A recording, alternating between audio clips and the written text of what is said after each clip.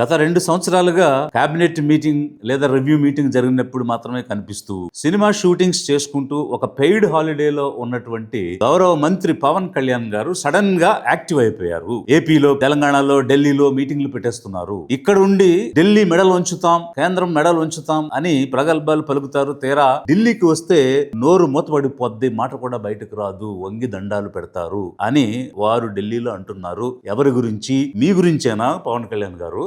చాలా మంది, ముఖ్యంగా మన తెలుగు రాష్ట్రాలు కావచ్చు, కొంచెం దక్షిణాది రాష్ట్రాలు కావచ్చు, మనం ఎక్కువగా వినేది మేము ఢిల్లీ మెడల్ ఉంచుతాం, ఒక్క పట్టుకొని నేలకు దించుతాం, తడాకా చూపిస్తాం అని దక్షిణాది నాయకులు చాలా మంది చాలా పెద్ద పెద్ద మాటలు మాట్లాడుతూ ఉంటారు. కానీ నిజంగా వాళ్ళు ఢిల్లీకి రాగానే ఆ మాటలు ఎందుకు గొంతులోంచి రావు, పెగలు ఏంటో భయం అనుకుంటా. దక్షిణాది మీద ఉత్తరాది ఆధిపత్యం ఎందుకు ఎందుకు ఎందుకు ఎందుకు అని అరిచి గీపెట్టి గగ్గోల పెట్టి అంత అహంకారం, ఉత్తరాది అహంకారం, దక్షిణాది అంటే చిన్న చూపు. ఆ ఉత్తరాది అహంకారం మీద నా పోరాటం. ఇన్ని కోట్ల మంది దక్షిణ భారతీయులకి ఇది భారతదేశం కాదా? ఈ వివక్ష ఎందుకు ఎందుకు ఎందుకు ఎందుకు ఎందుకు ఎందుకు ఎందుకు? అక్కడికి వెళ్లి వంగి వంగి దండాలు పెడుతున్నది మీరే కదా. కనీసం విభజన హామీలు ఏమైంది? ప్రత్యేక హోదా ఏమైంది? స్టీల్ ప్లాంట్ ఏమైంది? దుగ్గరాజపట్నం పోర్ట్ ఏమైంది? మీరు అధికారంలో ఉండి భాగస్వామి అయి ఉండి మీరిచ్చినటువంటి హామీలు, పార్లమెంటు సాక్షిగా పెట్టిన బిల్లులో ఉన్న హామీలు అమలు చేయలేదని ఏనాడు అడగలేదు. అక్కడికి వెళ్లి వంగి వంగి దండాలు పెట్టుకుంటూ మీ గురించి మీరే చెప్పుకుంటున్నారా మిస్టర్ కళ్యాణ్? ఇంత సడన్ గా యాక్టివ్ అయిపోయి ఒక యాక్షన్ ప్లాన్ లో లేని మీటింగ్స్ సడన్ గా పెట్టిస్తున్నారంటే ఎందుకు? అంటే 2 సంవత్సరాలు తిని పడుకున్నది చాలు, ఇక నువ్వు యాక్టివ్ కావాలి, 2028లో తెలంగాణ మనం కొట్టాలి, ఎట్టి పరిస్థితుల్లోనూ దాన్ని క్యాప్చర్ చేయాలని మీ ఇంటికి వచ్చి ప్రధానమంత్రి మోడీ గారు చెప్పినందుక సడన్ గా ఈ యాక్టివిజం. నేను జాతీయవాదం వైపు వెళ్దాము అనంటే నాకు కులం అంటగడుతున్నారు అని జనం మీద మీరు నెపం వేస్తున్నారు. ఎవరు మీకు కులం అంటగట్టారు? కులానికి నన్ను దయచేసి పరిమితం చేయకండి. మీ అందరికి చేతులు ఎత్తి దండం పెడుతున్నాను. దేశం బాగుండాలి, రాష్ట్రం బాగుండాలి, ప్రజలు బాగుండాలని కోరుకుంటే కూర్చోబెట్టి కులం కులం కులం అని చెప్పి కులాన్ని కట్టుకున్నది మీరు, కులాన్ని తాళి కట్టి పెళ్లి చేసుకున్నది మీరు, కులం పునాదుల మీద ట్రాక్ రికార్డు డెవలప్ చేసుకున్నది మీరు. పక్క రాష్ట్రంలో మీలాంటి ఒక సినిమా యాక్టర్ ఈ రోజు జనం చేత ఓట్లు వేయించుకుని సీఎం అయ్యారు. మరి అక్కడ వేసిన ఓట్లు ఇక్కడ వేయకుండా ఉంటారా? ఇక్కడ కూడా మీకు ఓట్లు ఇచ్చి ఉండేవి, కానీ ఎందుకు మీకు ఓట్లు రాలేదు? మీరు కులంతో ఐడెంటిఫై అయ్యారు కాబట్టి, మీ ఫ్యాన్ క్లబ్స్ కులం కాబట్టి, మీ అన్న నుంచి ఫ్యాన్ క్లబ్స్ అదే కమ్యూనిటీ మీకు సంక్రమించాయి కాబట్టి, ఈ ఫ్యాన్ క్లబ్స్ మీ నుంచి మీ అబ్బాయికి సంక్రమిస్తున్నాయి కాబట్టి, రాజకీయాలకు వచ్చిన తర్వాత కూడా మీ ఫోకస్ అంతా కులం మీదే. కాపుల నుంచి ఎవరు సీఎం కాలేదు, కుల భావన పెంచుకోండి, మీరు ఓట్లేయండి చూపిస్తాను అని అన్నది మీరే. ఎవడు మా కులం నుంచి ముఖ్యమంత్రి అవ్వలేదు, మీరు ఓటేయండి అవి చూపిస్తాం. కనీసం ఆంధ్ర భావన ఎలాగో లేదు, కనీసం కుల భావన తెచ్చుకుని బాగు చేయండి రాష్ట్రాన్ని. కులం గురించి మాట్లాడింది మీరే, కులం జపం చేసేది మీరే. ఏ స్పీచ్ లో అయినా కులం అనేది లేకుండా మీరు ఎప్పుడైనా అడ్రస్ చేయడం జరిగిందా? మొదటిసారి మీరు పోటీ చేసినప్పుడు ఎక్కడ పోటీ చేశారు? గాజువాకలో, భీమవరంలో. గాజువాక, భీమవరం ఎందుకు ఎంచుకున్నారు? అక్కడ కాపుల ఓట్లు ఎక్కువ ఉన్నాయని. అయితే 2 చోట్ల గెలవలేదు కాబట్టి కాపులు కూడా ఓట్లు వేయకపోతే ఎట్లా? మీరు మీటింగ్లకు వస్తున్నారు, ఓట్లు వేయడం లేదు. కుల భావన తెచ్చుకోండి, ఓట్లు వేయండి, నేను సీఎం అవుతానని అడిగి మళ్ళీ జల్లెడబట్టి అత్యంత అధికంగా కాపు ఓట్లు ఎక్కడున్నాయని చూసి పిఠాపురంలో ఎక్కువ మంది కాపు ఓట్లు ఉన్నాయని చెప్పి అక్కడ పోటీ చేసి అక్కడి నుంచి గెలిచి వచ్చారు. గుంపు పార్టీలుగా బీజేపీ, జనసేన, తెలుగుదేశం కలిసి పోటీ చేసినప్పుడు మీకు 2 ఎంపీ స్థానాలు ఇస్తే 2 ఎంపీ స్థానాలు కాకినాడ, మచిలీపట్నం కాపులకే ఇచ్చారు. 3 మంత్రి పదవులు ఇస్తే అందులో 2 మంత్రి పదవులు కాపులకే ఇచ్చారు. ఒక ఎమ్మెల్సీ వస్తే అందులో ఆ ఎమ్మెల్సీ కాపు అయినటువంటి మీ అన్నకి ఇచ్చున్నారు. ఇలా ఉదాహరణలు చెప్పుకుంటూ పోవాలంటే అనేకం ఉన్నాయి. టెర్రరిస్ట్ కాల్పుల్లో చాలా మంది చనిపోయారు, కానీ కాపు బలిజ వర్గానికి చెందిన వాళ్ళు ఎవరు చనిపోయారని వెతుక్కుని మరి ఎక్కడో ఉన్న కావలికెళ్లి పరామర్శించి డబ్బు సాయం చేసి వచ్చారు. అదే పిఠాపురం నియోజకవర్గంలో ఎలక్ట్రికల్ షాక్ జరిగి యాక్సిడెంటల్ గా చనిపోతే వాళ్ళకి పరామర్శ లేదు, డబ్బు సాయం లేదు, కనీసం పలకరింపు కూడా లేదు. ఎందుకంటే అతను మీ కులం కాదు కాబట్టి. ఇలా చెప్పుకుంటూ వెళితే కుప్పలు తెప్పలుగా ఉన్నాయి. మీ ట్రాక్ రికార్డ్ కులం పునాదుల మీద ఏర్పాటు చేసుకున్నారు అని చెప్పడానికి అనేక రకాల విషయాలు ఉన్నాయి. అందుకనే ఈ రోజు విజయవాడ కృష్ణలంక పోలీస్ స్టేషన్ పరిధిలో సాయి అనేటువంటి వ్యక్తి మిస్ అయిపోయాడు. ఏమైపోయాడు? కనీసం కనీసం ఈ ఉప ముఖ్యమంత్రిగా ఉన్న గౌరవ పవన్ కళ్యాణ్ ఎందుకు స్పందించడం లేదని జనం అడుగుతున్నారు. ఎందుకు అడుగుతున్నారంటే, ఒకటి చనిపోయిన వ్యక్తి కుటుంబం గాని వాళ్ళ మామలు గాని వీళ్ళందరూ కూడా జనసేన పార్టీ వాళ్ళు, రెండు కాపు కమ్యూనిటీకి చెందిన వాళ్ళు, అంటే డబుల్ పాజిటివ్. మేము కాపు నాయకులు, మా నాయకుడు మా నేత నాదెండ్ల మనోహర్ గారు కానీ పవన్ కళ్యాణ్ గారు తప్ప, ఇప్పుడు కూడా చెప్తున్నాం, మా ఫ్యామిలీ మొత్తానికి ఉన్న సభ్యత్వాలతో సహా చూపిస్తాం, చూడండి. అయినా కూడా ఈయన స్పందించడం లేదేంటి అంటే, నిందితుల వైపు కొమ్ము కాస్తున్నారా అనేటువంటి అనుమానాలు వస్తున్నాయి. అందుకు స్పందించమని అడిగారు. మీరేమంటారు? ఒక క్రిమినల్ చనిపోతే నేను స్పందించాలా? క్రిమినల్ కి కాస్ట్ ఏంటి?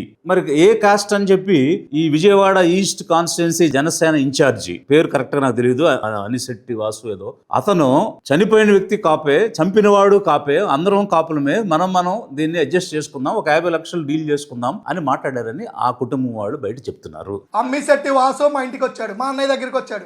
అన్న జరిగింది ఏదో జరిగింది, పిల్లోడు వస్తాడో రాడో తెలియదు, సిఐ గారు మన కాపుకలో, సిఐ గారిని కాపాడుకుందాం అన్న, మనం ఏ పని అడిగితే చేస్తాడన్నా, మనకి బాగా ఉపయోగపడతాడన్నా అన్నాడు. మరి మీరేమో క్రిమినల్ కాస్ట్ అని, క్రిమినల్ కి కులం ఉండదు సార్, మీరు విడదీసి మాట్లాడుతున్నారు. పిఠాపురం నుంచి హోమ్ మినిస్టర్ మిసెస్ అనితని, నీకు చేత కాకపోతే దిగిపో, నేను హోమ్ మినిస్టర్ శాఖ తీసుకుంటాను, నేను తీసుకుంటే వేరేలా ఉంటుంది అని మీరు అంటారు. హోంశాఖ తీసుకున్నారంటే మనకు పరిస్థితులు చాలా చాలా వేరుగా ఉంటాయి.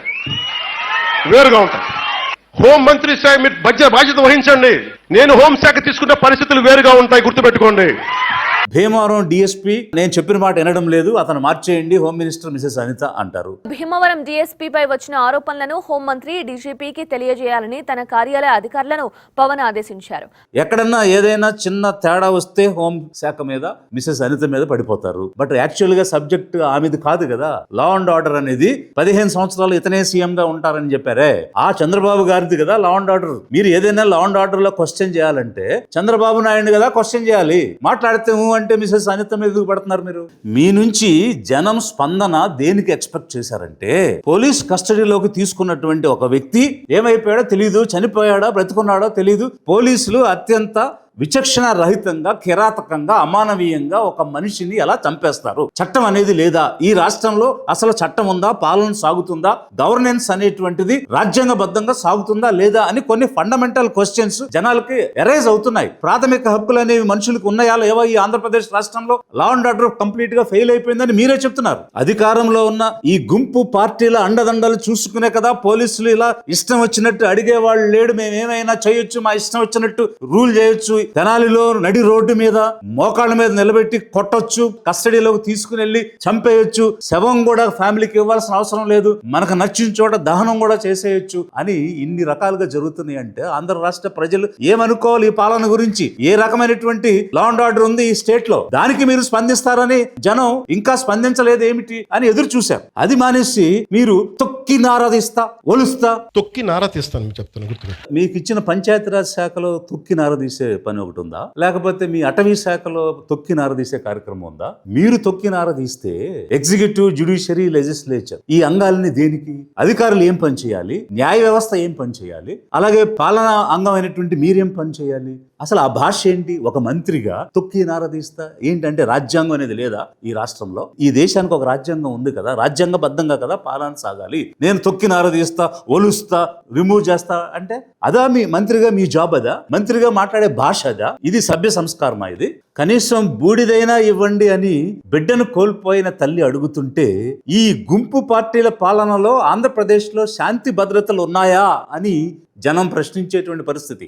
ఎన్నికల ముందు పవన్ కళ్యాణ్ గారు వేరు, ఎన్నికలు అయిపోయి అధికారంలోకి వచ్చిన తర్వాత పవన్ కళ్యాణ్ గారు వేరు. రాజకీయాల కోసం, ఓట్ల కోసం ఒక ఆడబిడ్డను చెరిచి చంపేస్తే ఏమైపోయింది ఈ ప్రభుత్వం? న్యాయం చేయదా అని నిలదీసి, అరిచి, గీపెట్టి, రోడ్ షో చేసి, సుగాలి ప్రీతి 14 ఏళ్ల బిడ్డని స్కూల్కి వెళ్తే 10 మందిని నాశనం చేస్తే దాన్ని పట్టించుకోడు ఎవడు. ప్రీతి సుగాలి కేసు అధికారంలోకి రాగానే మొదటి ఫైల్ గా తీసుకుని న్యాయం చేస్తానని మన గవర్నమెంట్ ఫామ్ అవగానే ఫస్ట్ కేసు సుగాలి ప్రీతితో తీసుకుంటాం.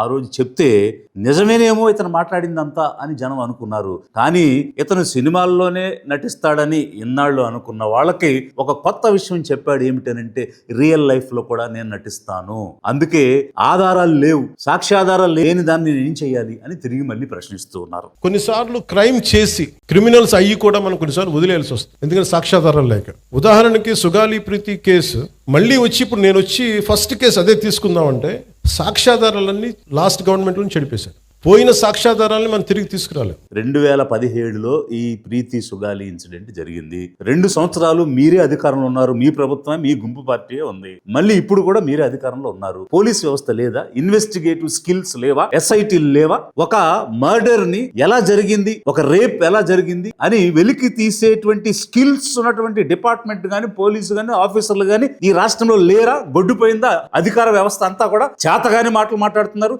మీకు చిత్తశుద్ధి లేదు కాబట్టి, నిందితుల పక్షాన ఉన్నారు కాబట్టి మీరు ముఖం చాటేసి మాట మార్చేస్తున్నారు. మీకు నిజంగా ఆ బిడ్డకు న్యాయం చేయాలి, ఆ తల్లి పార్వతికి న్యాయం చేయాలి అని మీరు అనుకుని ఉంటే, ఇంత అధికార మైటీ గవర్నమెంట్ పవర్ మీ చేతిలో ఉంటే ఒక హత్యను, ఒక రేప్ ని మీరు బయటకు తీయలేకపోతున్నారంటే purely you're not interested. You're interested in towards criminals. నిందితులకు మీరు కొమ్ము కాస్తున్నారు కాబట్టి నిజం వెలికి తీసి ఆ బిడ్డకు న్యాయం చేయలేదు. ఇది రియల్ లైఫ్ లో నటించడం కాదా? మీకు అవసరమైతే హత్యలు వాడుకుంటారు, మీకు అవసరం లేకపోతే క్రిమినల్ తో నన్ను జత చేస్తారేంటి అని ప్రశ్నిస్తారు. ఎవడో క్రిమినల్ కులంలో కూర్చొని చేస్తే నన్ను ఏం చేయమంటారు? దానికి నేను బాధ్యత వహించాలా? దానికి ఇది మీ రియల్ నటన. అధిక జనులు, సామాన్య పేద మధ్యతరగతి ప్రజలు గమనించాలి, గ్రహించాలి వీళ్ళ నిజ స్వరూపాలు ఏమిటి అనేది. ఎన్నికల ముందు వాళ్ళు మాట్లాడిన తీరేంటి, మాటలేంటి, ఇచ్చిన హామీలేంటి, అధికారం వచ్చాక ఏ విధంగా తప్పించుకునే ప్రయత్నం చేస్తున్నారు, ముఖం చాటేస్తున్నారు, డైవర్షన్ పాలిటిక్స్ ఎట్లా నడిపిస్తున్నారు అనేటువంటిది. అందుకే మన ఓటు ఎంతో విలువైంది. మన ఓటు మన కోసం వాడుకుని మనం అధికారంలోకి ఎలా రావాలి అన్న ఆలోచన అధిక జనం చేయనంత కాలం ఈ రకమైనటువంటి శాంతి భద్రతల విఘాతమే కాదు, చట్టం అనే దానికి విలువ లేకుండా పోవటం అనే కాదు, సామాన్యుడు భద్రతతో జీవించలేనటువంటి పరిస్థితి కనిపిస్తుంది. లిబరేషన్ కాంగ్రెస్ పార్టీ నుంచి జనం తరపున నేను డిమాండ్ చేస్తూ ఉన్నాను. మీ గుంపు ప్రభుత్వం ఏర్పడినప్పటి నుంచి జనరంజక పాలన చేస్తామని చెప్పి అధికారంలోకి వచ్చి జనాన్ని చంపుకుంటూ వెళ్ళిపోతున్నారు. అది తిరుపతియా, లేకపోతే సింహాచలమా, లేకపోతే విజయవాడ, ఇలా అనేక రకాలుగా శాంతి భద్రతలు పూర్తిగా క్షీణించినటువంటి పరిస్థితిలో మీరు శాంతి భద్రతల్ని సరైనటువంటి రీతిలో పునఃస్థాపితం చేయండి, ఇచ్చినటువంటి హామీలు నెరవేర్చండి. గౌరవ ముఖ్యమంత్రి చంద్రబాబు నాయుడు గారిని నేను అడుగుతున్నాను, మీరు 4 సార్లు ముఖ్యమంత్రి కదా, ఒక పోలీస్ కస్టడీలో మిస్సింగ్ లేదా డెత్ జరిగితే మీరు అదే శాఖకు చెందినటువంటి ఆఫీసర్లతో ఎలా ఎంక్వైరీ చేయిస్తారు? ఒక ఏసీపీనో డీసీపీనో ఎంక్వైరీ ఆఫీసర్ గా వేస్తారు, ఆ తర్వాత మళ్ళీ అదే శాఖలో ఒక సిట్ ఎట్లా వేస్తారు? బయట ఏదైనా ఒక హత్య జరిగింది, దొంగతనం జరిగింది, దోపిడీ జరిగింది, అలాంటి చోట ఒక సిట్ వేస్తాము. ఫర్ ఎగ్జాంపుల్ వివేకానంద రెడ్డి హత్య, ఒక రైలు దహనం, దొమ్మి, ఇట్లాంటి సందర్భాల్లో సిట్ వేశారంటే ఓకే. బట్ ఇక్కడ జరిగింది, తప్పు చేసింది పోలీసు శాఖ. పోలీసు శాఖ తప్పు చేస్తే పోలీస్ ఆఫీసర్తో ఎట్లా మీరు సిట్లు ఎంక్వైరీలు చేస్తారు? 4 సార్లు ముఖ్యమంత్రి చంద్రబాబు నాయుడు గారు ఇక్కడ వేయాల్సింది మెజిస్టీరియల్ ఎంక్వైరీ చేయాలి. ఆ శాఖకు సంబంధం లేని వ్యక్తి ద్వారా ఒక రెవెన్యూ ఎగ్జిక్యూటివ్ మ్యాజిస్ట్రేట్ గానీ, జ్యుడిషియల్ మ్యాజిస్ట్రేట్ ద్వారా గానీ ఎంక్వైరీ చేయించాలి. ఇది ఫండమెంటల్ రూల్ కదా, criminal and civil procedure code లో ఉన్నది కదా. 4 సార్లు ముఖ్యమంత్రి అయినటువంటి మీకు తెలియదా? మీ చుట్టూ ఉన్నటువంటి ఆఫీసర్లైనా మీకు చెప్పలేదా ఇది ఒక మ్యాజిస్టీరియల్ ఎంక్వైరీ చేయించాలని? ఇన్క్వెస్ట్ చేయాలి. ఆ బాడీ ఏమైపోయింది, బాడీ దొరికితే బాడీని ఇన్క్వెస్ట్ చేయాలి, ఆ తర్వాత మ్యాజిస్ట్రియల్ ఎంక్వైరీ చేయాలి. ఈ 2 చేయకుండా మీరు సిట్లు వేస్తే నిజం ఎలా బయటకు వస్తుంది? మేము లిబరేషన్ కాంగ్రెస్ పార్టీ నుంచి డిమాండ్ చేస్తున్నాము, కనీసం డిస్ట్రిక్ట్ జడ్జి స్థాయిలో ఉన్నటువంటి ఒక మ్యాజిస్ట్రేట్ ద్వారా వారి సిట్లో, వారి నాయకత్వంలో మల్టీ డిసిప్లినరీ టీమ్, అందులో కావాలంటే అసిస్టెంట్స్ కి పోలీసులు గాని ఇతర శాఖలు గాని పెట్టుకోవచ్చు. But it should be headed by a magistrate. ఒక మ్యాజిస్ట్రియల్ ఎంక్వైరీ చేయించి నిజాన్ని బయటకు తీసుకురావాలి. తమిళనాడులో ఏ విధంగా అయితే పోలీసులు కిరాతకం వల్ల చనిపోయినటువంటి సందర్భంలో వారికి శిక్ష కోర్టులు విధించాయో ఆ రకమైనటువంటి శిక్ష విధించే విధంగా ఈ న్యాయ విచారణ జరిగి నిందితులకు శిక్ష పడాలి అని చెప్పి లిబరేషన్ కాంగ్రెస్ పార్టీ డిమాండ్ చేస్తున్నది. ఎందరో మహనీయుల సిద్ధాంతాలు, యోధుల ఆశయాల సమ్మేళనం. దళాధిపతి విజయ్ కుమార్, విజయ్ కౌర్.